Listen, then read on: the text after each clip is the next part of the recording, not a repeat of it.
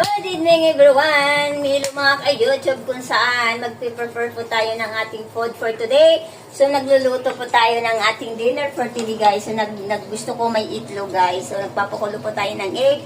And then ano natin ay chicken guys. So ginisa ko na siya guys. So yan guys, yung video po today kung saan nagluluto po tayo ng ating hapunan for dinner for today. So anya pala shout out para sa mga team member yung mga yan, and especially to my friend also, Mr. Kalahi guys. Is,